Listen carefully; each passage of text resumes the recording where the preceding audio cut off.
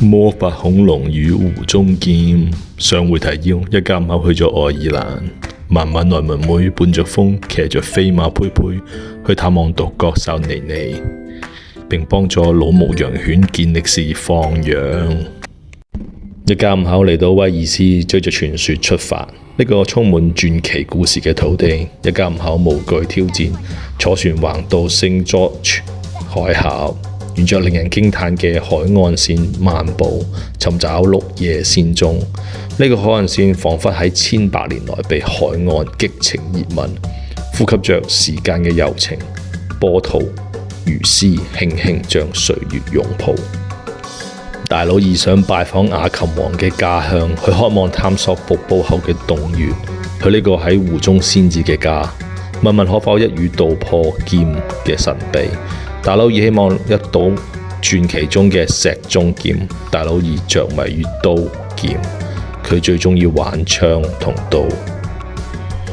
細佬自行滿心雀躍，傳說中嘅飛龍棲息在城堡酒店周邊。細佬自行盼望呢啲傳奇嘅巨獸嘅出現，心裏盤旋呢啲遠古生物，佢哋係唔係披着恐龍嘅外衣，偽裝穿越時空？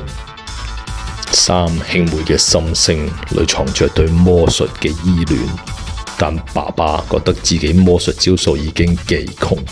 爸爸去見佢嘅巫師朋友，希望能尋找更多奇妙嘅道具嚟創造更具說服力嘅魔術表演。爸爸從巫師朋友嘅手中補充咗好多新奇嘅戲法技巧，構思更具魅力嘅魔術幻象。